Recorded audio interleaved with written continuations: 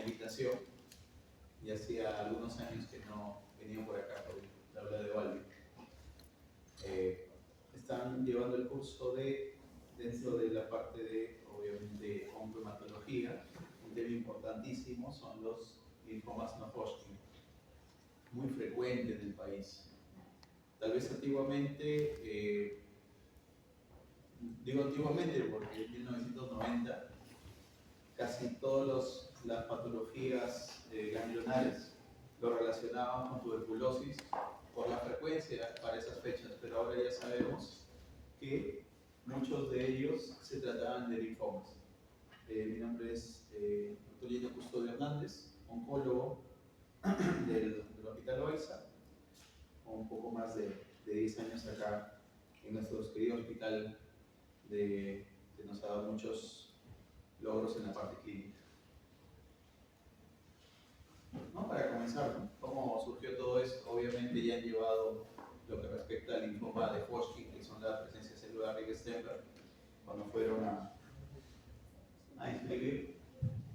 Era fácil, ¿no? Pero en el tema del linfoma no Hodgkin, como tal vez la escuela alemana es la que se destaca en su investigación, entonces se catalogó como tal. Y eso es lo más importante, porque cuando empezamos a afrontar un linfoma no Hodgkin, la idea es curar. Mucho se habla de que el cáncer, probablemente digan cáncer, independientemente de lo que sea. Ay, doctor, es paliativo, no va a poder hacer mucho, va a morir. Y cuando nosotros vemos estas cifras de la tasa de cura, entonces ya nos hace reflexionar. Que les digan que un tipo de cáncer tiene una tasa de cura tan alta como el 85%, que ya han visto el linfoma no Hodgkin, pero otro como el linfoma no Hodgkin de células B, tenga una tasa de cura del 65%, ya les hace reflexionar a que es una enfermedad tranquilamente abordable, que los tratamientos sistémicos contamos acá, que el trasplante autólogo contamos acá, entre otras moléculas. Y sí, el linfoma no Hodgkin de células T tiene una tasa de cura más baja. Pero eso probablemente a que se ha extrapolado los tratamientos del linfoma no Hodgkin de células B al T. Por eso es un área de amplia investigación que ya queda para ustedes, los jóvenes. Ha sido un camino largo, de todas maneras, muy largo, con el fin de poder agruparlos, señalarlos, designarlos, que data de 1975, debe ser un poco más de 50 años, se han desarrollado consensos, el camino ha sido largo, sinuoso, pero poco a poco ya tenemos una clasificación que sí nos ayuda, pero aún es insuficiente. Y lo vamos a ver porque uno de los temas del día de hoy, inclusive se pelean por qué grupo pertenece, ¿no? Macroglobulinemia Waldenström, que lo vamos a ver de todas maneras, dentro de todo este grupo. Todos los consensos que se han ido desarrollando. Una columna vertebral en el tema de los cánceres, y en este caso linfomas, son los patólogos. Es decir, no solamente un clínico es el que rige el diagnóstico o manejo de una patología, sino se sostiene en una multidisciplina. Desde quien hace la biopsia, quien revisa la imagen de tomografía, quien lee la patología, en este caso los patólogos, el clínico, el médico nuclear, el radioterapeuta, entre otros. Entonces, estos consensos se han ido llevando en el tiempo y, bueno, ahí está. Y lo que tenemos de consenso, presentado en este último junio, que ha sido el congreso más importante de linfomas en el mundo, que es Lugano. Lugano es una ciudad de Suiza que se reúnen los más grandes expertos en linfomas y han podido desarrollar o clasificar lo que ahora manejamos tan cotidianamente. Este cuadro es muy importante. ¿Por qué? Todo parte de la médula ósea. O sea, la médula ósea sabemos que hay los elementos jóvenes. De estos elementos jóvenes, si es que hay alguna alteración, primero una mielodisplasia y luego, si esto persiste, puede originar una leucemia. Lo habrán leído, que es una enfermedad que predomina más que nada en médula, pero estos elementos, una vez que salen de la médula, ya llegan a un grado de maduración y generalmente, ya sea en el ganglio o en el timo van a desarrollar un tipo de linfoma específico. Por eso vemos en lo que respecta a timo esta maduración y que tiene cierto componente ganglionar, pero sobre todo sistémico, es referido a los linfomas de células T. En cambio, cuando es la maduración a nivel ganglionar, y es importante conocer la estructura ganglionar, es decir, el centro germinal, la zona del manto, la zona marginal, y nos vamos a dar cuenta que de acuerdo a cada localización es que va a desarrollar un linfoma de forma específica. Preguntas típicas que mencionan, ¿no? ¿Qué linfomas surgen en el centro germinal? Ahí se resumen como tal, o qué linfoma surge en la zona del manto, el linfoma del manto. Y también hay un tipo de célula que madura en el ganglio, pero emigra y se transforma en célula plasmática y de origen amiloide. Entonces este cuadro, de Robbins, un buen libro, que nos ayuda a poder orientarnos y a partir de eso dividir las aguas. La clasificación de OMS, tal vez es de 2011, pero vemos dónde nos encontramos, dónde encontramos el tema que vamos a tratar el día de hoy. Macroglobulinemia de Wallace, ¿ok? MB, para no estar repitiéndolo. Entonces, vemos que pertenece a un grupo grande que son las neoplasias de células B. Y vemos que hay varios subtipos. También vemos que guarda estrecha relación el linfoma linfoplasmocítico con el linfoma linfocítico pequeño o linfoma de linfocitos pequeños. Entonces, no es un sinónimo de el linfoma linfoplasmocítico, sino que es un escenario. Y hasta el momento se tiene mucha controversia en ver de clasificarlo o dividirlo. Pero también vemos otros tipos. Doctor, me tengo que aprender todos, me tengo que saber al menos los más frecuentes, los que me van a llegar a consulta y de acuerdo a ese dividir según se vayan presentando los hallazgos. Esta es la clave. Cuando ustedes ahí husmean por una puerta, quieren ver todo, ¿no? Pero solo es en la rendija que pueden ver. ¿Por qué ponen este ejemplo muy importante? Porque ustedes, quien vaya a ser patólogo o cirujano, nos va a ayudar mucho, o genetista inclusive, porque cuando se toma una muestra, una biopsia de esto, debe ser un material en el cual sea regular para hacer las diferentes tinciones. Muchas veces uno se conforma, ya solo dale una punción con aguja fina. Eso es una limitante porque solo vamos a obtener células contaditas. Y con eso ya forzar el ojo del patólogo, a ver, me parece un linfoma. ¿Pero qué tipo de linfomas? Sabiendo que hay 89 tipos de linfomas. Uy, no sé, piden nueva muestra. Entonces todo ese tiempo que han invertido para poder hacer el diagnóstico con un PAF, se cae el agua todo eso. ¿Esto qué quiere decir? Mientras más material tengan ustedes disponibles, mejor van a saber el diagnóstico y van a tener un panorama más amplio. Miren, con solo el contorno de esa rendija, nos perdemos de ver estas células, o tal vez estos vasos sanguíneos infiltrados, o tal vez esta célula de acá. Entonces, siempre tengan en cuenta, no BAF para hacer un diagnóstico de linfomas, una biopsia de preferencia de todo el ganglio y obviamente nosotros hacemos el diagnóstico de linfomas con inmunohistoquímica o una técnica especial de patología. ¿En qué consiste? El principio de antígeno-anticuerpo, los antígenos humorales y los anticuerpos a modo de coloraciones para definir el diagnóstico. Es así. Ese ganglio lo tienen que sacar. Ven adenopatías o palpan adenopatías en cuello, en axila, en ingle, así lo tienen que sacar por completo. Eso no es un PAF. Mira, ahí está el grosor del bisturí y todo eso. ¿Se imaginan cuánta información va a brindar eso en el tema diagnóstico? Va a ser bien útil. Y obviamente como es una enfermedad, hemos visto que probablemente parte de médula ósea, debemos hacer su respectivo alquilo de médula ósea. Vamos a definir el compromiso óseo y también de sangre de médula ósea, que nos va a aportar bastante información y que es el estadiaje mínimo de un paciente con linfoma. Este es un cuadro bien importante, a lo que hace una década más o menos, traté de publicarlo más. La forma global de abordar los linfomas. Sabemos, partimos con linfomas y dividimos en dos grandes brazos, Hodgkin y no Hodgkin. Y a su vez el no Hodgkin se divide en células B y células T. Este cuadro representa el linfoma no Hodgkin de células B.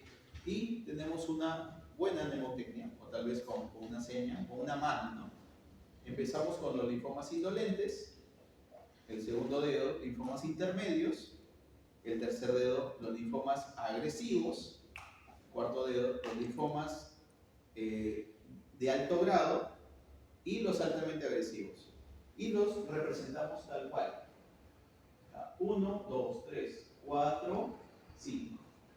Linfomas indolentes, ¿por qué son indolentes?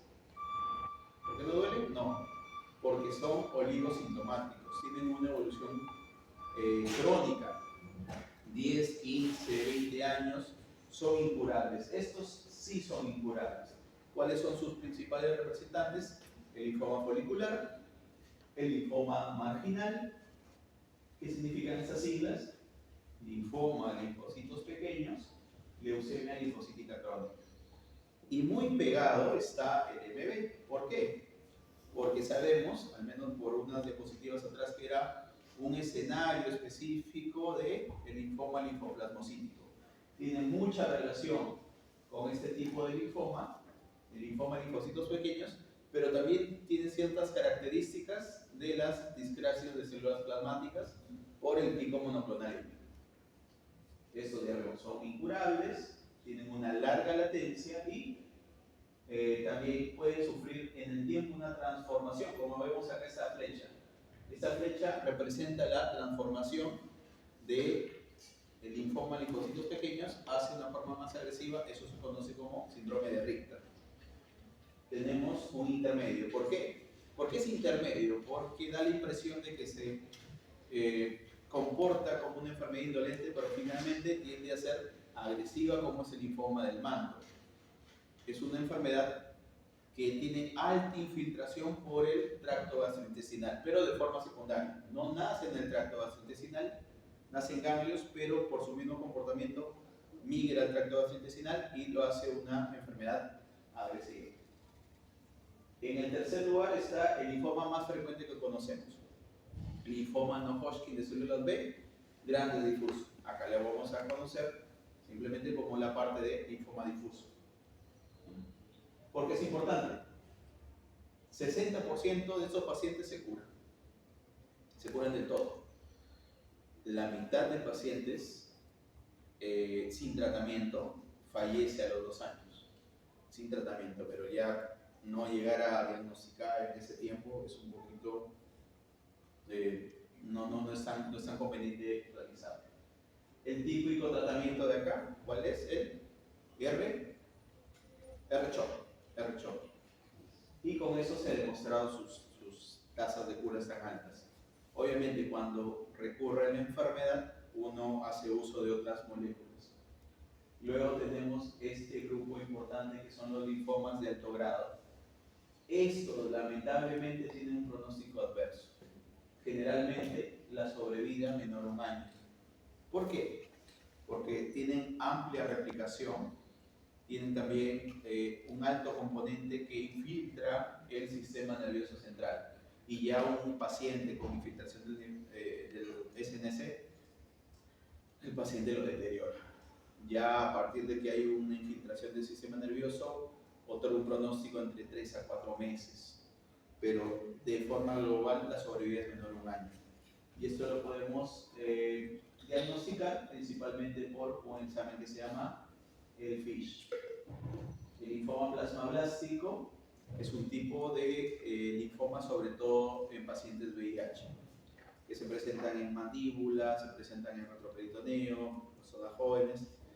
y a pesar de tener un marcador que es el CD20, no se utiliza rituximab. Ese es un dato importante. ¿Y por qué pongo el mieloma acá? Porque guardan características similares por estas células plasmáticas que tienen marcadores de células plasmáticas, como es el CD38 o CD138. Y finalmente es altamente agresivo el linfoma de Burkitt. Comenta en cuanto a su biología que cada 25 horas se replica la carga tumoral. Vamos a ver pacientes o vamos a ver tipos de esta enfermedad que son tanto epidemiológico, epidémico, endémico y espontáneo. ¿Por qué endémico? Hay un área geográfica en el mundo donde viaja el doctor Denis Burkitt y describe un grupo de niños con tumores mandibulares. ¿Cuál es ese país del África? ¿Dónde va? ¿Dónde? ¿Somalia? ¿No? ¿Kenia? ¿Tanzania? ¿Etiopía? ¿Egipto? ¿Nepal? ¿Dónde? ¿Cañete? ¿No? Uganda. Él viaja a Uganda y junta todos esos casos y los describe como tal. Y obviamente, como es el primero en describir, doctor, le vamos a dar el nombre. Su apellido es enfermedad, linfoma de Burkitt, bien. Pero también, a partir de los años 70, 80, que empieza la epidemia de VIH, que ya para esas alturas ha sido controlada, sigue aumentando los casos, pero las consecuencias de la enfermedad están siendo controladas, es que también hay una asociación epidémica de VIH con linfoma de Burkitt. También vamos a ver eso. Y otro gran grupo que sin necesidad de ser de Uganda, sin necesidad de tener VIH, desarrollan el linfoma de Burkitt, que es la forma espontánea. A pesar de eso, es curable. Pero es curable si no dejas pasar un tiempo de hacer el diagnóstico, de dar quimioterapias intensas y finalmente consolidar y curarlo con trasplante. Ese es el resumen, todos. Es más, ya acabé. No. Ya, ahora vamos a ver el desarrollo de estas patologías. Entonces empezamos con los linfomas indolentes. ¿Cómo lo podemos agrupar? Hay obviamente muchos subtipos, pero los que ustedes tienen que rescatar de todas maneras es el linfoma folicular. Están obviamente los demás, pero el linfoma folicular es el principal representante de los linfomas indolentes. Vamos a ver otros tipos, y si se dan cuenta acá también tenemos el linfoma linfoplasmocítico /MB, ¿no? Entonces, pertenece dentro de una forma a este gran grupo. También tenemos linfoma en las zonas marginales. Casi la mitad de todos los linfomas no Hodgkin son linfomas indolentes, y entonces es muy probable que ustedes en su práctica clínica, sean clínicos, sean cirujanos, van a ver esta patología. Y acá también menciona tanto el linfoma folicular en cuanto a su edad de diagnóstico, aproximadamente 65 años, el linfoma marginal, también el tercer más común. Una pregunta muy repetida en cuanto al linfoma marginal o en sí a los linfomas es que nosotros pensamos que solamente los linfomas son de ganglios, pero donde hay un linfocito va a haber un linfoma. ¿Dónde hay linfocitos? Cerebro, hueso, piel, hígado, pulmón, entre otros órganos, ¿no? Entonces, la pregunta que muchas veces me han presentado, ¿cuál es el linfoma extraganglionar más común o dónde es la localización del linfoma extraganglionar más común? Es el pulmón, hueso. Por eso escuché la respuesta correcta. Estómago. Es el estómago. Es pregunta cotidiana y probablemente le van a hacer y como si ingreso. Pero no solamente en esos lugares, sino también hay, esta que estamos hablando es probablemente el linfoma marginal tipo Malta. ¿Qué significa Malta? Malta. Tejido linfóide asociado a mucosa, y es el que está más relacionado con el Helicobacter pylori. Lo vamos a ver en un momento. Es bien interesante ese cuadro. Entonces, ese, y también obviamente afecta a nivel ganglionar. Dentro de los temas, Lo han puesto como raro. De hecho es raro este tipo de linfoma. Pero al menos acá en este hospital lo raro es común. Doctor, una macroglobulinemia de Waldenström, excelente, tiene todo, bien. Porque acá recibimos pacientes de todo el país. Tal vez lo que no pueden resolver de otros hospitales. Y lo que respecta a manejo de cáncer, al menos esos nos han dado la noticia del Ministerio de Salud, es que después de neoplásicas, el hospital que más recibe casos de cáncer en el Perú es el Valls. Entonces, para quien esté interesado en ver esos casos, es bienvenido. De hecho, está relacionado con un pico monoclonal, sobre todo inmunoglobulina M, ni para que se olviden, ¿no? Porque le pueden poner cuál inmunoglobulina se eleva. Waldenström es así, lo volteo, ahí está, la M. Y nos olvidamos, infiltra la médula ósea con morro, llega a infiltrar, es una enfermedad de todas maneras autoinmune, inflamatorias, y mientras estén mayores esas alteraciones, son más frecuentes también las infecciones, como menciona ahí. Puede haber, de hecho, complicaciones, y lo vamos a ver con unas figuras más adelante, para que no se duerman. Entonces, el linfoma de la zona marginal puede darse a nivel, primero, de órganos, mal tejido linfoide de mucosa, split, del vaso, ven cómo ese vaso está muy crecido, y ganglionar, como vemos en ganglios del cuello. Sabemos que el vaso, ¿cuál es su principal función? El cementerio de los glóbulos rojos. Pero también cuando está aumentada la función, tanto de los ganglios, o hay destrucción de los linfocitos neoplásicos, va a aumentar su función. Eso se conoce como hiperesplenismo, y lo vamos a ver clínicamente al palpar esta estenomegalia, pero también se ve hepatomegalia. Eso es un hallazgo muy frecuente de las neoplasias hematológicas, más en leucemias y linfomas, menos en mielomas. Acá, y también vemos las adenopatías. La forma de presentación, vemos extranodales, lo que va a predominar, y ahí vemos, ¿no? En estómago,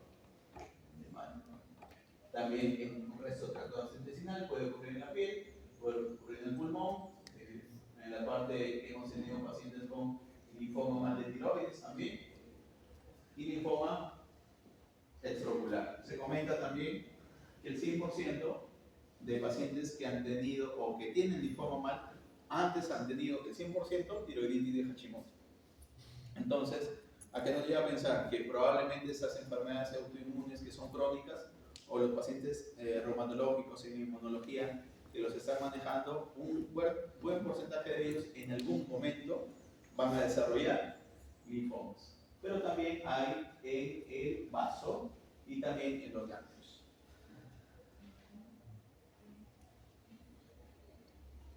El mal gástrico es el prototipo de la enfermedad facilitada por antígenos. ¿Qué antígenos? Los antígenos del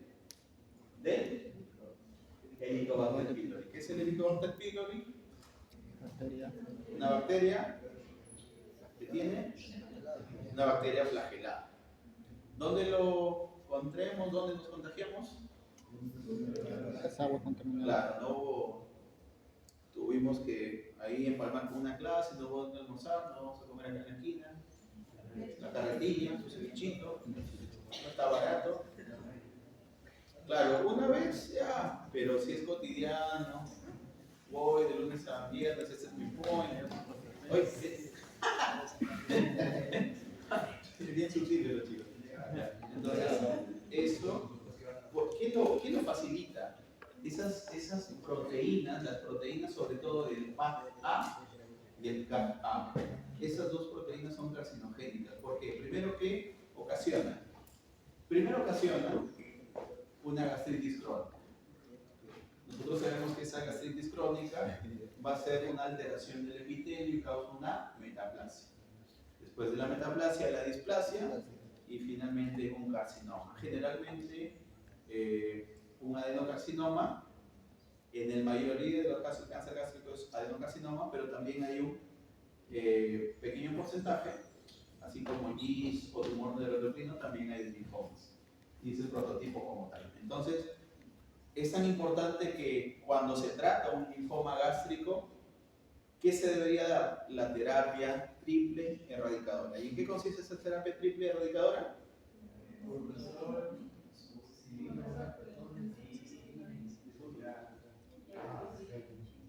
Ya. Entonces, primero se diagnostica, obviamente, por una endoscopía. La endoscopía que tenemos que ver, si hay una lesión, características de esa lesión, dónde se localiza, el grado de obstrucción y obviamente tomar una biopsia. Ya abordando el Waldenstrom, acá vemos que inclusive algunos tratan de englobarlo en las discrasias de células plasmáticas. Cuando hablamos de discrasias de células plasmáticas, tenemos el MGUS, tal vez ya lo habrán revisado, ¿no? Gammopatía monoclonal de significado incierto. ¿Cuál otro? También tenemos otros como el mieloma múltiple, pero acá prácticamente nos abocamos a esos últimos. Entonces, ¿qué tiene? El pico monoclonal tipo M y la infiltración, vemos de la médula ósea, puede ser uno sintomático o asintomático. Van a ver las guías que están en una diapositiva a continuación, que generalmente cuando es asintomático es simplemente observación. Ya cuando tiene la repercusión de síntomas neurológicos por hiperviscosidad, ya uno da el siguiente paso y empieza a tratar. Hay inclusive criterios. La célula de por sí, la célula del linfocito, tiene características distintivas. Por ejemplo, nosotros nos conocemos, ese pata viene en zapatillas, este pata viene en corbata, este tiene mochila roja, ¿no? Entonces, igual la célula tiene su CD. ¿Qué es CD? O CD, Cluster Designation o Cluster Differentiation. Es decir, el receptor que lo caracteriza como tal. Y vemos cuáles son los receptores. Importantísimo, ¿no? Primero, que esa es la principal controversia en cuanto a diferenciarlo o no de los linfomas. Los 4 marcadores típicos de un linfocito, ¿de cuáles son? CD19, CD20, 22 y 79. Esa es pregunta que me acuerdo que hicieron esa pregunta. Y tienen este marcador, inmunoglobulina M de superficie. Fuera de eso, los más importantes, estos sí son comunes, siempre van a estar.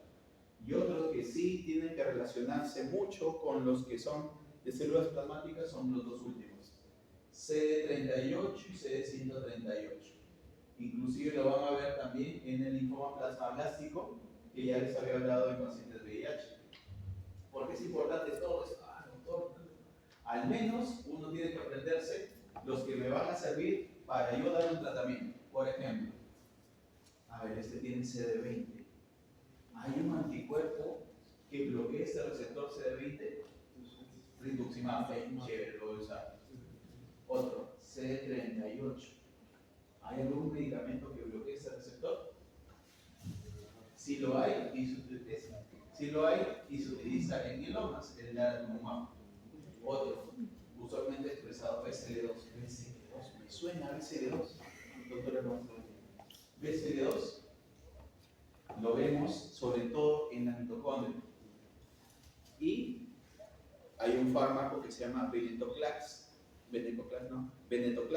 que bloquea esa proteína que es antiapoptótica. De todo esto nos sirve, porque uno puede pensar, no, oncología solo es dar quimioterapia, pero también es dar anticuerpos, que tenemos acá en lo que es el Perú y el Ministerio de Salud, y tenemos acá en el hospital. Y estas son las manifestaciones. Interesante como en el gráfico mencionan, ¿no? Amiloidosis, que sabemos que son depósitos fibrilares en algunas áreas del cuerpo, inclusive podemos ver en el corazón, sobre todo en lo que respecta a cadenas ligeras, lo que predomina inmunoglobulina M. Nosotros conocemos que hay 5 inmunoglobulinas, ¿no? DAMD, ¿no? GAMD. Acá predomina la M. Y un buen porcentaje van a tener estas trioglobulinas, van a presentar neuropatía un buen porcentaje de pacientes, van a tener síndrome de hiperviscosidad. De por sí el cáncer genera un síndrome de hiperviscosidad. Por eso que la segunda causa de muerte de los pacientes con cáncer, ¿cuál es? La trombosis. Entonces, si ustedes tienen un paciente anciano con cáncer, postrado, y además tiene esta enfermedad, ya son los números de la tinta, ¿no? Se va a desarrollar una trombosis primero en miembros inferiores y probablemente que migre a pulmones y haga un tromboembolismo pulmonar. Tener bastante en consideración eso, porque nosotros vemos que el paciente tiene que estar echadito en su cama, no. Tiene que estar sentado, movilizándose y no ser un caldo de cultivo de trombosis. ¿Ya? Lo otro es la infiltración de la médula ósea. Entonces, siempre cuando nosotros abordemos un linfoma, una leucemia, un mieloma, debemos evaluar la médula ósea. Primero un aspirado, entrenar muy bien el ojo para quien sea patólogo o hematólogo y revisar esas láminas, o quienes les gusta hacer procedimientos, hacer un buen aspirado de médula ósea y toma de biopsia de hueso para descartar o confirmar la infiltración de médula ósea, de hueso. Hay un síndrome que se conoce como Big Deal. ¿En qué consiste? En que esta enfermedad infiltra algunos tejidos del sistema nervioso. Obviamente vamos a ver cambios o daños neurológicos, deterioro neurológico dependiendo de la zona, ¿no? Imagínense que infiltre la parte frontal. ¿Cómo estaría ese paciente? ¿Qué tendría? ¿Qué secuelas tendría? Cambios en la conducta, amnesia por ahí, demencia. En el lóbulo occipital, ¿qué tendría? Claro, pérdida de visión o disminución de la agudeza. En la parte temporal, del olfato, de la audición también obviamente alterada. Y lo vamos a ver así. Y vamos a ver que también se comportan con adenopatías. Adenopatías, nosotros palpamos a la parte superficial, cervical, supraclavicular, vemos también axilar, inguinal o hasta popliteo. Pero el resto lo vamos a poder ver en por tomografía. Perdón para decir acá los datos.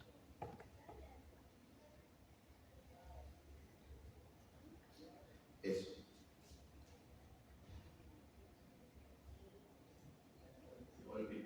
Eso vemos. Vemos esos cambios por hiperviscosidad, una dilatación de la vena retiniana, sobre todo cuando vemos estos hallazgos de la paraproteína. Y también algunas hemorragias. Importante hacerle examen de fondo de ojo. En el examen de fondo de ojo, ¿qué nos va a valer mucho? Evaluar el grosor, el diámetro de los vasos retinianos, ver si hay edema papila y obviamente el paciente nos va a decir si está disminuida la agudeza visual. Y por el tema de las crioglobulinas, que más o menos se ven en un 5-10%, tenemos esto. ¿Cómo se conoce eso? Como fenómeno de Raynaud, muy bien. Entonces, esta es una paciente que es el grupo etario más frecuente, una paciente de más de 70 años, con esta alteración, vemos en manos, vemos en piernas, vemos inclusive en las partes distales, en las partes terminales, como es en la oreja, inclusive en la nariz, y posterior a un procedimiento que es la fotoféresis, vemos cómo después de eso mejora sustancialmente. ¿Ah?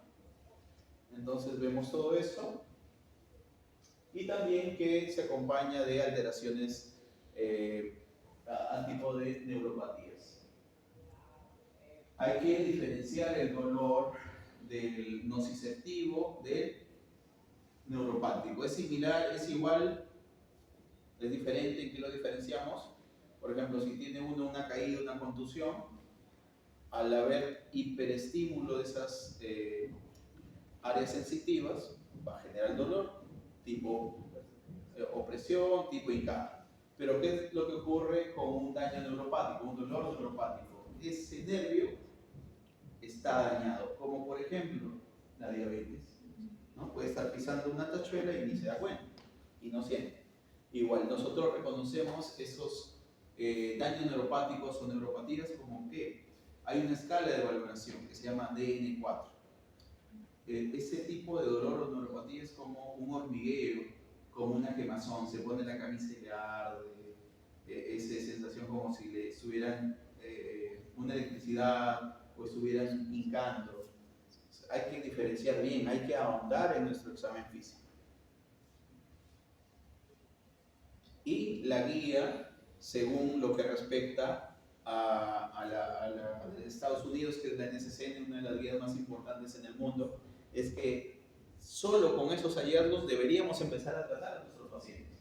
Entonces, cuando hay anemia o hiperlipidemia, la hiperviscosidad sintomática, es decir, el paciente está, doctor, me siento mareado, no veo tan bien, siento calambres, uno tal vez ve ese Raynaud. Entonces, esas son las condiciones. La sensibilidad, ¿no? La neuropatía periférica moderada severa, entre otros síntomas como mencioné. Al menos la guía lo ha mencionado y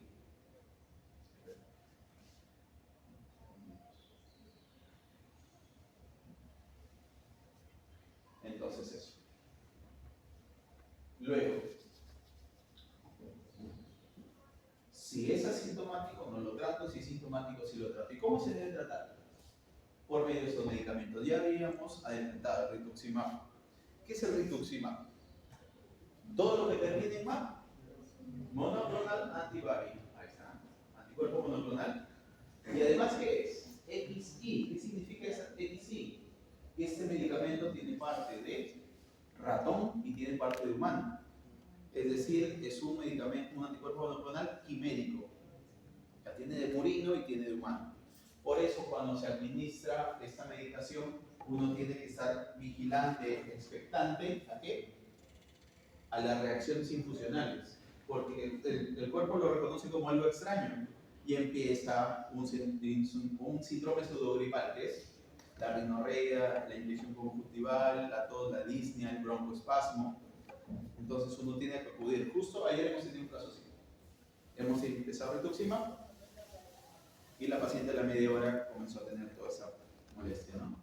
No desaturó, se había taquicardia. Entonces, ¿cómo nosotros tratamos eso? Prácticamente como toda, entre comillas, anafilaxia. ¿Qué damos? Hidrocortisona, clorfenamina, paracetamol. La paciente a la media hora mejoró y después completó su tratamiento. Eso sobre todo ocurre en la primera infusión del rituximab. El rituximab tiene 3 mecanismos de acción. ¿Cuáles son? Ya, muy bien, uno. El otro. Y el tercero. Ya.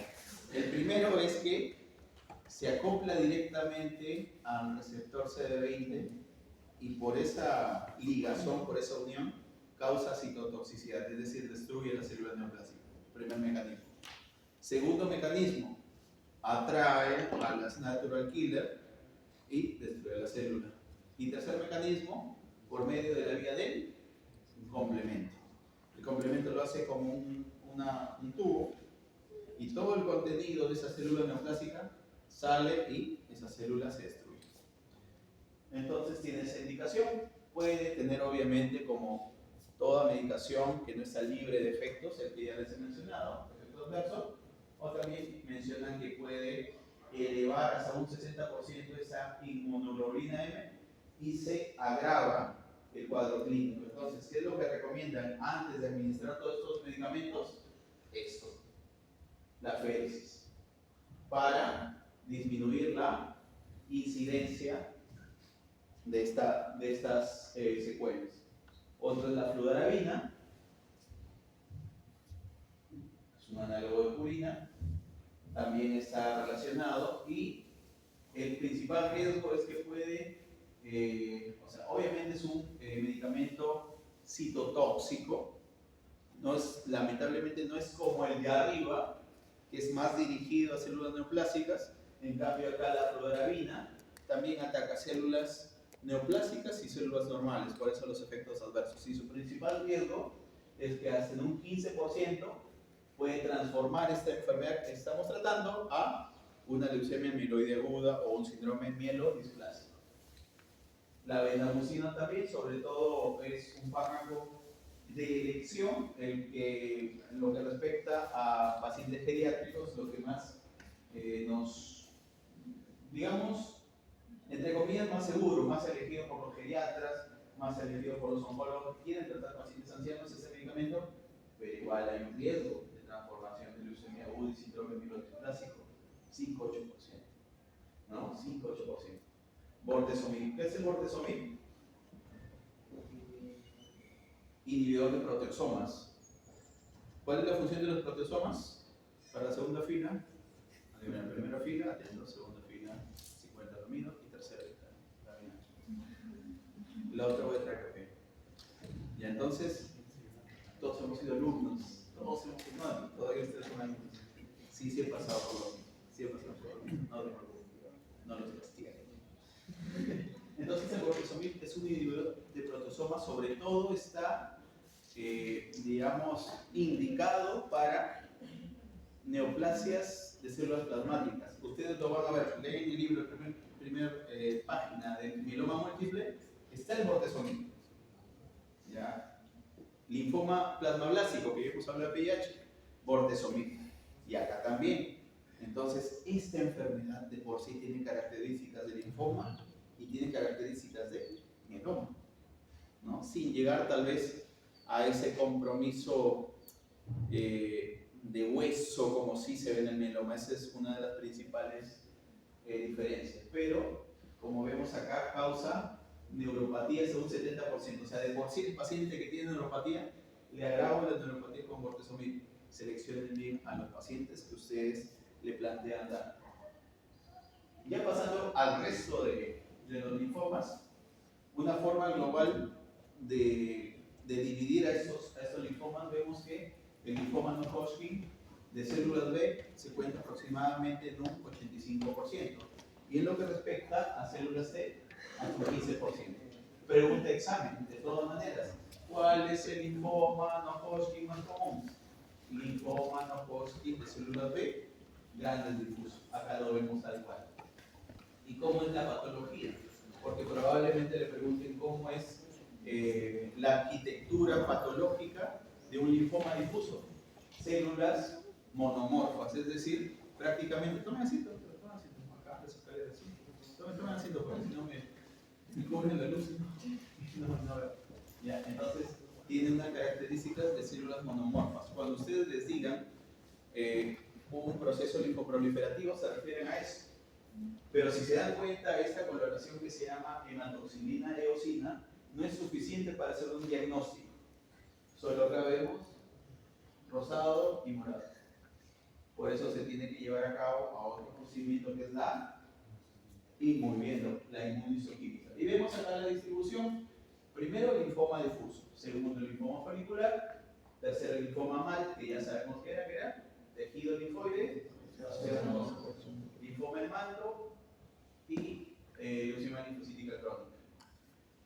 Pero esa es la bibliografía o tal vez la referencia que nos dan del mundo. Probablemente vamos a ver que de Perú va a variar.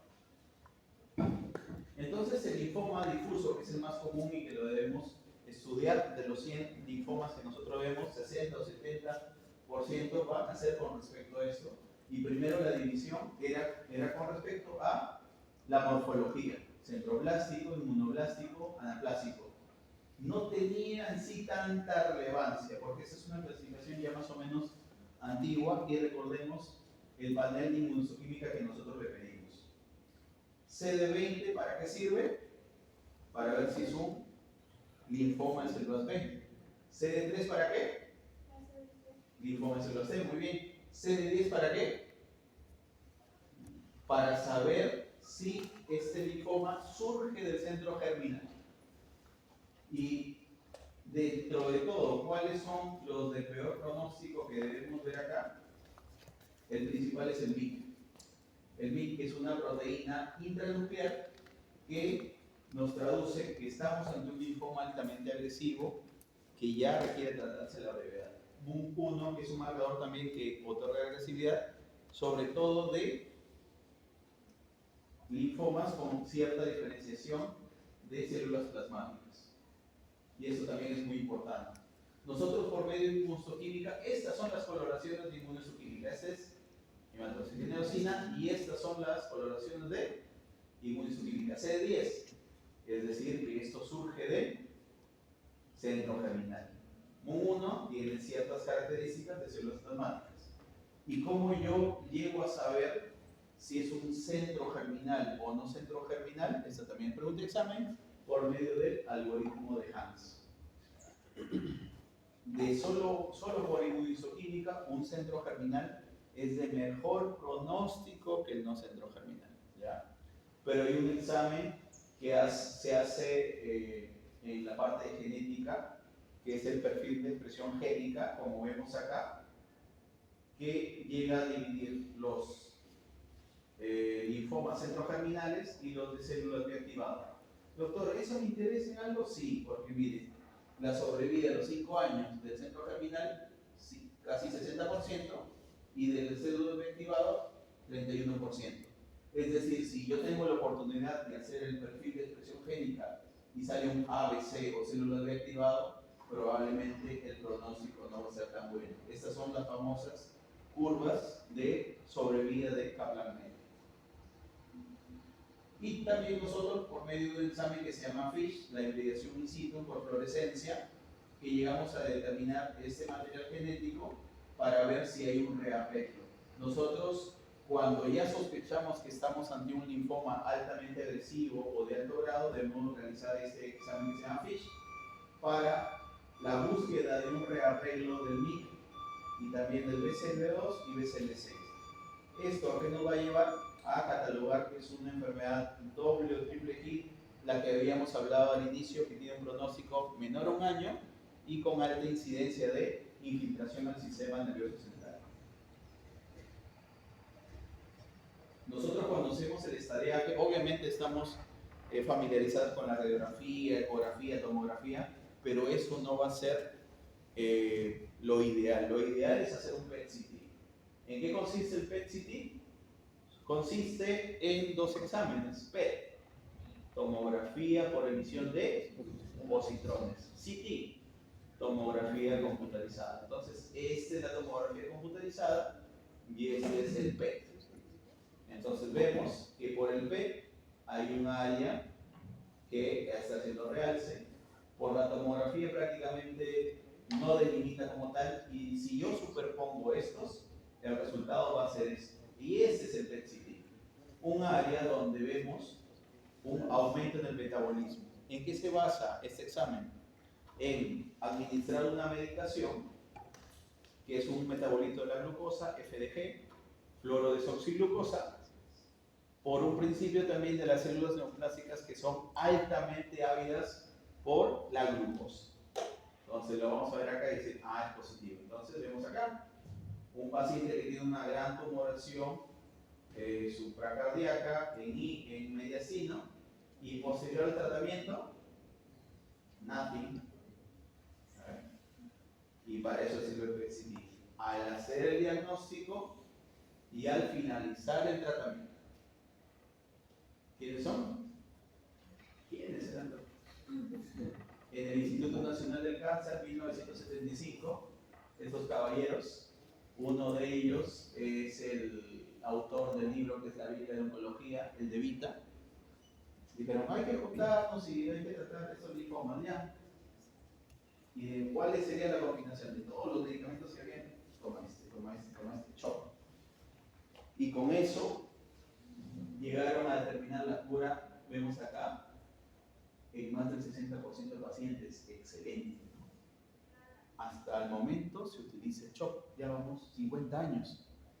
Y ellos, pues nunca faltó un avaro que quería agregar el rituximab, y esto se hizo en el 2002, y le sumó un 12 a 15% más de tasa de cura. Excelente, y eso es lo que usamos actualmente en el hospital. Las doctoras no van a dejar mentir, usamos R-CHOP para nuestros pacientes y queremos alcanzar esto. Cuando se hizo por primera vez el estudio, se hizo en pacientes de la tercera edad, ningún joven, todos de la tercera edad. Ya para el R-CHOP ya entraron pacientes de 40, 50, 60 años, y ahorita tranquilamente tenemos manejando pacientes de más de 80 años. ¿Por qué? Porque es una enfermedad curable. Obviamente teniendo las precauciones en cuanto a la dosis. Planelos, Chapner, Shane, Devita y John. Todavía viven. 4 viven. Entonces, el fenotipo que pedimos siempre es lo que habíamos hablado, ¿no? Los 4 primeros relacionados con un típico linfocito de células B. Pregunta de examen. Esto siempre. ¿Cuáles son los marcadores de un linfocito B? Los 4 primeros. 20, 19, 22, 79. El 20 está relacionado con el uso de rituximab. Y últimamente el CD79 también está relacionado con el uso de una molécula que se llama polatuzumab, que le ha salido la competencia al rituximab. Y han empatado. Esto es de acuerdo a esta clasificación, pero que data del 2017. Ese es el rituximab. Ya habíamos hablado y repasamos los mecanismos de acción. Primer mecanismo de acción del rituximab. Claro, bloqueo directo del receptor y por lo tanto citotoxicidad. Muy bien. Segundo, atrae a quién? A los natural killers. Excelente. Tercer mecanismo, vía el complemento. ¿Ya están? Ya somos polvos. El otro, brentuximab vedotin. ¿Qué es eso, doctor? Brentuximab, anticuerpo. Vedotin, quimioterapia. Doctor, ¿quiere decir que se han unido 2 fármacos para hacer uno solo? Sí. Entonces, muchos lo catalogan, en nuestra realidad lo catalogan como un viajero con su mochila. La escuela brasileña lo cataloga como el mecanismo de caballo de Troya. ¿Qué es el caballo de Troya? Ya lo han leído en secundaria. Entonces, es que el caballo de Troya no lo dejan como un premio en la puerta, abren, empiezan a celebrar, a tomar todos, y en media puerta donde están varios pueblos caídos, abren la puerta, bajan los que están sanos, enemigos, y comienzan a eliminar a los enemigos. Entonces, se acopla el medicamento rituximab al receptor CD30 y una vez adentro libera la quimioterapia que es el vedotin. ¿Qué hace? Inhibe la formación de microtúbulos y por lo tanto esta célula se destruye. Es decir, 2 mecanismos, uno de acople del receptor y otro de liberación del fármaco de quimioterapia, famoso, que pertenece a la familia de anticuerpos conjugados. Sobre todo, ya lo habrán escuchado en linfoma de Hodgkin, pero también se utiliza en linfoma no Hodgkin de células T, ¿no? Y lo que habíamos mencionado, la proteína BCL2, ¿dónde se encuentra? ¿Qué es esto? La mitocondria.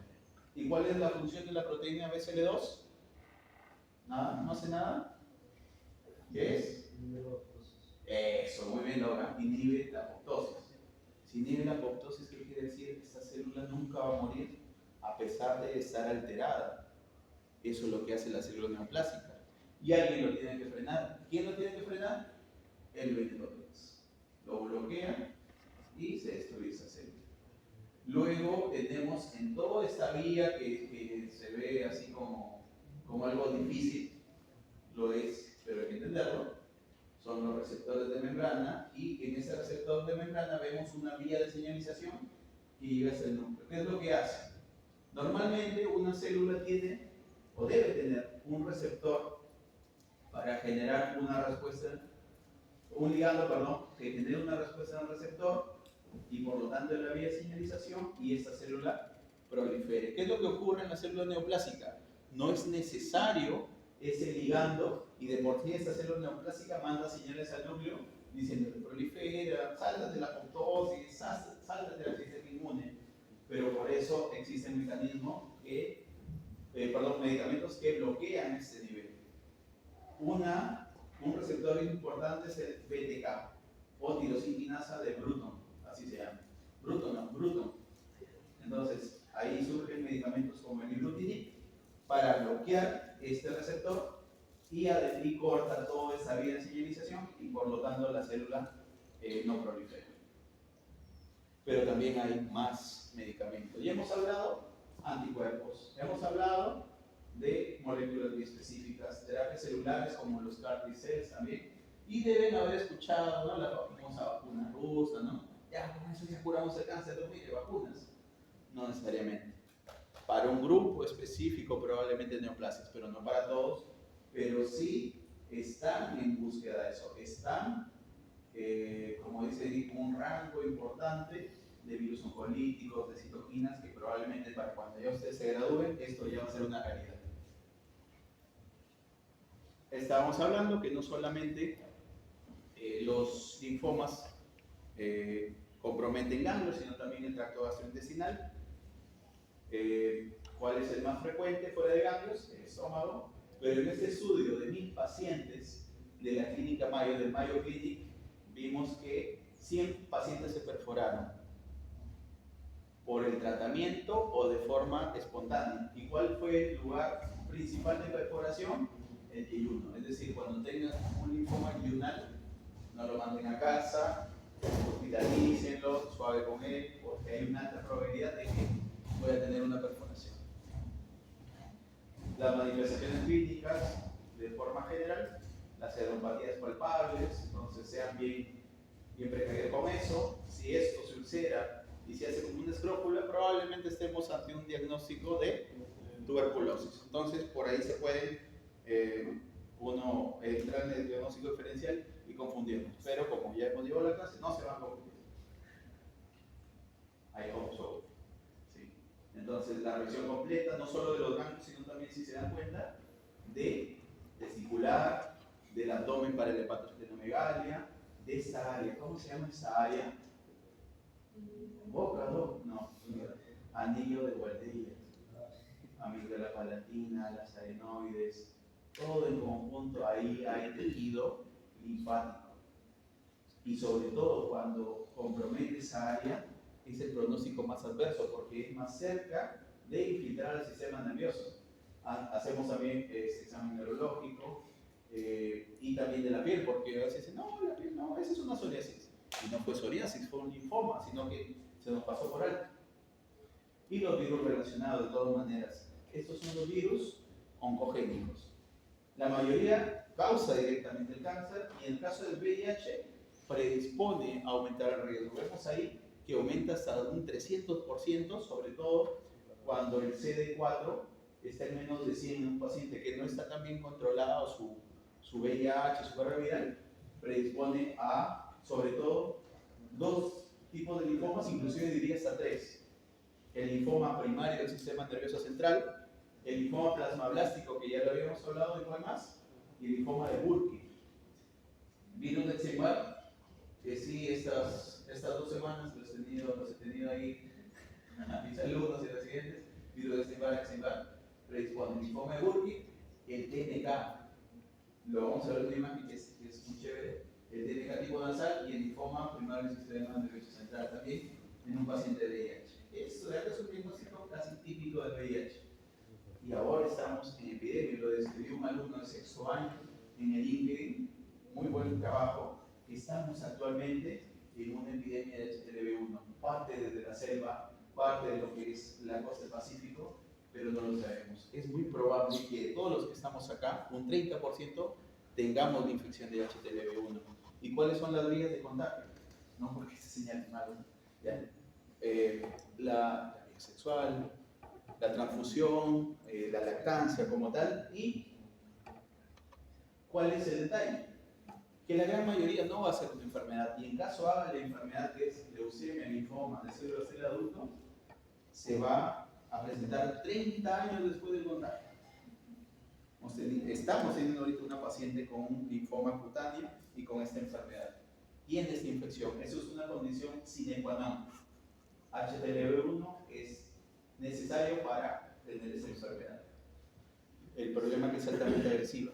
Probablemente sus maestros de medicina les digan que el HTLV1 está relacionado con la parálisis fásica tropical, y sí lo es, pero la forma más temida es esta, el famoso ATL, en sus siglas en inglés. Este es un trabajo que presentó una de nuestras favoritas recién de 2º año, que recopiló toda la data de neoplásicas en cuanto al linfoma de Burkitt. De ahí habíamos hablado, ¿no? ¿Qué país deberá ser este jovencito? ¿Cuál? Somalia. Somalia, ¿cuál? Uganda, muy bien. El doctor Dennis Burkitt viajó a Uganda y juntó todos estos casos, los reportó, le dieron su nombre. Y vemos que también tienen la patología a nivel retroperitoneal. Tenemos la forma en Burkitt endémica, epidémica de VIH y espontánea. Ya para terminar la parte de linfomas de células T. Hemos hablado todo lo que hemos hablado de linfomas de células T. Ahora linfomas de células T. Y ahí sí es donde predominamos. Ahí hay una alta epidemiología, ven ahí, virus Epstein-Barr de León. Acá. Entonces, en esa parte es lo que van a ver. Después del difuso, inclusive yo diría más que el folicular, van a ver linfoma TNK y el ATLL. Esa es la distribución de acuerdo a los subtipos y vemos. Ya habíamos visto en la primera figura del Robbins que los linfomas T obviamente tenían su maduración en médula ósea, después en el timo, y de acuerdo a eso iba a la localización, iba a haber de estos 29 tipos. Linfoma TNK, fosas nasales, el tipo de enteropatía intestinal delgado, el linfoma cutáneo, hay uno hepatoesclérico y la gran mayoría que son ganglionales. ¿Cuáles son esas características? A los que les encantan los síndromes, el síndrome hemofagocítico.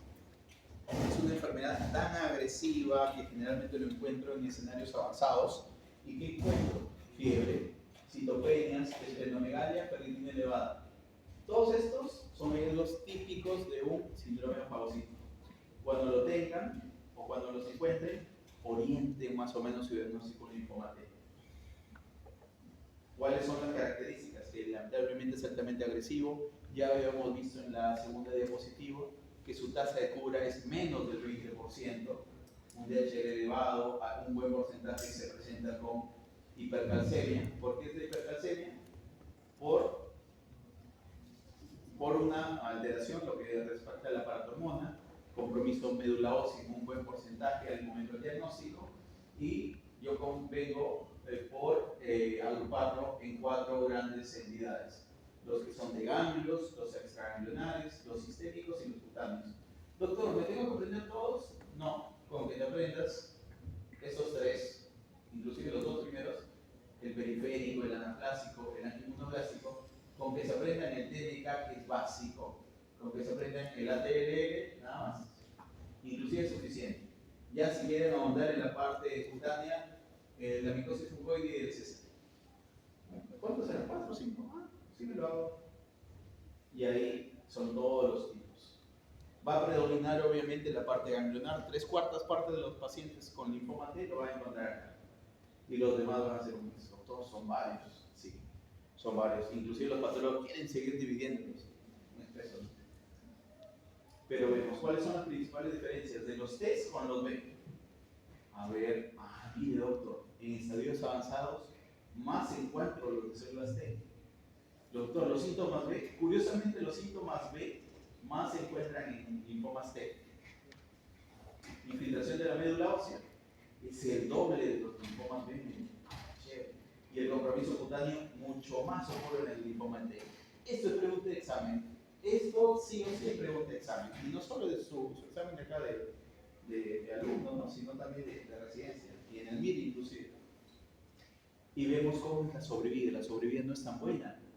¿Cuál es el peor de todos? El que les mencioné, el ATLL. Miren esa curva triste, curva marrón. ¿Y cuál es el mejor? El anaplásico. Ahí está. Pregunta también de examen. ¿Cuál de los linfomas T es el que mejor pronóstico tiene y altamente curable? El anaplásico ALK positivo. Ahí está, yo no miento. A veces, en esa vez.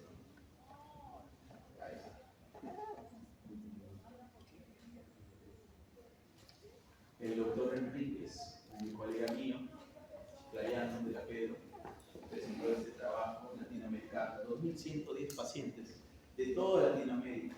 Perú participó con un buen grupo, miren, y la prevalencia de este leucemia linfoma de células del adulto, un 29%. los esquemas que le dieron, miren su sobrevida, no era tan buena, un 30-40%, como se ha participado, ¿no? La alta incidencia de Perú. Ahí vemos Perú, que predominaba sobre todo el periférico, segundo el rojito. ¿Cuál es el rojito? El ATLL, y ahorita vamos a ver uno mejor. Otro trabajo, porque si se dan cuenta son años diferentes, ese 2023, ese 2021, y lo puse inclusive en segundo lugar el TNK nasal. Entonces, si quieren verlo estudiar, obviamente el periférico, el TNK y el ATL, ahí está. Y la forma más que nada de poder hallarlo en cuanto a la parte patológica. Marcadores como el HTLV1, el CD25 orientan a un ATL. El CD30 es un marcador típico, también pregunta examen del anaplásico de células grandes. Ya los demás son detalles netamente más de utilidad para el patólogo. Eso es lo que le quería mostrar. Allá por 1950, 60, el doctor, el que funda patología acá en el hospital, doctor Pedro Valls, describe por primera vez estas lesiones. En ese momento eran conocidos como granuloma letal de la línea media o linfoma angiocéntrico. Le ganaron en publicar. Publican de Estados Unidos esto y allá no siendo tan común, sino siendo más común acá. Por eso si tienen algo para publicar, algo, si no, alguien les va a dar el siguiente paso. ¿Por qué se caracteriza? Por lesiones que comprometen esta área: periodontaria, fosa nasal, paladar y inclusive perforar. En casos ya más raros que sí hemos tenido, linfomas cutáneos, miren cómo ven la pierna acá comprometida, y todas estas células infiltradas. Y vemos que la sobrevida no es tan buena, sobre todo cuando lo encontramos en escenarios avanzados. Pero por suerte hemos mejorado en cuanto al diagnóstico, no confundirlo, no doctor es una leishmaniasis, no doctor es una mucormicosis. Espera, la leishmaniasis es más que nada como una úlcera que dan estivogluconato y eso soluciona. La mucormicosis es sobre todo una infección que se desarrolle en pacientes inmunosuprimidos en UCI, entonces esto no sería. Pero por suerte en escenarios 1, 2, 3, la radioterapia está dando más del 50% de cura en estos pacientes, que los controla muy bien. Este es un paciente chévere, acá lo vimos en emergencia. Viene así, con insuficiencia respiratoria. ¿Qué les llama la atención? Aparte de que no sean sus ojitos. El conglomerado cervical. Le estaba comprimiendo, desviando la vía respiratoria, ya estaba con mayor requerimiento de oxígeno. Uno se anima a hacer la biopsia. Linfoma anaplásico. ¿Cuál, doctor? Ese de ellos de arriba, le tocó ver, por suerte, ya que le el maestro. Le empezamos quimioterapia, le dimos, y él tenía una parte de patología cardíaca que, digamos, no podíamos darle un antraciclínico como la oxorubicina y le dimos un esquema CO. 6 ciclos y después de radioterapia. Ahí está, saludando al público. Chévere. Este es un caso que lo recuerdo con bastante cariño porque fue un pata de 20 años. Él viene por abones, un gran conglomerado cervical bilateral, si se dan cuenta. Había más ganglio que cuello y tenía estos abones, tenía prolongación de fibroprotrombina, múltiples adenopatías palpables. Se le llega a hacer la biopsia, bueno, este es del libro, pero es lo que tiene. Eran muchos vasos sanguíneos y se llegó al diagnóstico de un linfoma angioinmunoblástico. Mencionan que el linfoma angioinmunoblástico es el que más tiene tan florida la clínica, tan floridos los hallazgos laboratoriales. Se ingresó a UCI, se le intubó, se le hizo biopsia, recibió quimioterapia en UCI, salió, después inclusive él ha llegado a recibir este fármaco que les dije, el caballo de Troya, brentuximab, también se le controló, pero lamentablemente ya llegando al tercer año de sobrevida fallece ya por progresión de enfermedad. Al menos eso es lo que dice la literatura, que es más que nada había una congruencia con su sobrevida. Así, antes de ustedes tratar a un paciente, más que saber qué darle, estudien la biología del tumor, qué es lo que esperan, cuál es el pronóstico del paciente en paz descanse. Y eso es lo que le menciono, ¿no? El estudio de un alumno apoyado en eso. Vemos cómo el HTLV1 es muy frecuente en esta área del Pacífico, en la parte de Asia también. Y no está de más hacerse, ¿no? Un HTLV1 para poder ver las vías de transmisión, dónde es endémico, ver los subtipos que hay crónicos, agudos o linfomas, y que también lo podemos ver en la sangre periférica. ¿Cómo se llaman estas células? Células en trébol o flower cell. Típicamente se acompaña de hipercalcemias, compromiso cutáneo, que vemos acá así de esa forma. Este es de un paciente, ambos son de un paciente de acá del hospital. Y finalmente los linfomas cutáneos, que algunos va a estar relacionados con este marcador CD30 en el linfoma neoplásico cutáneo, y también va a haber una variante de HTLV1 cutáneo. Vemos que el diagnóstico más frecuente del linfoma cutáneo es la micosis fungoide, que van a ver con placas psoriásicas, crónicas, que lo puede manejar tranquilamente el dermatólogo, también el oncólogo, de forma tópica con algunas cremas, clobetasol, que tiene una concentración baja, pero el principal peligro de la micosis fungoide es que puede progresar en el tiempo a un síndrome de Sézary, cuando tiene un eritroderme del 80% y se encuentran células neoplásicas, como vemos en el caso. Hallazgo típico de la micosis fungoide, los famosos procesos de Putrier o el epidermotropismo. Para que se despierten, este es un paciente que ingresó a emergencia desde el año pasado. Él vino desde la selva con toda la piel comprometida, con una infección severísima, sangrando, ¿no? Se le dio tratamiento con quimio y tuvo esta respuesta. Tuvo una respuesta muy breve de 3 a 4 meses, se intentó dar otra quimioterapia porque había progresión de la enfermedad, lamentablemente el paciente falleció. Entonces, ¿a qué nos lleva todo esto? Ya concluyendo, que hay mucho por hacer en cáncer. Y no solo cáncer, decir, cáncer, yo digo que es una sola enfermedad, no, es un grupo de enfermedades. Una frase que nos dijo un profesor en Brasil era, el cáncer no tiene cura, los cánceres sí tienen cura. A ver, doctor, me está diciendo una falacia. No. Si nosotros abordamos por cada tipo de cáncer, sí podemos dar una solución. Linfomas TNK en SR1 con radioterapia se curan. Leucemia linfoblásica aguda, el niño que responde a la primera quimio se cura. Un cáncer de mama que le han hecho neoadjuvancia, le han dado trastuzumab, le han operado y no tiene una recurrencia en 2 o 3 años, probablemente se cure. Entonces, si podemos abordar de esa forma, no seamos facilistas. Es decir, acá no voy a poder hacer nada. Si no saben, digan que saben, llamen, averigüen, pero no se lancen, no sean víctimas del facilismo. Y si quieren aprender oncología, el Hospital Loaiza es una gran cuna de ese aprendizaje. Si hay una pregunta, alguna acotación, un aporte, o le repito el eco, lo que se nos olvida. No, gracias por todo.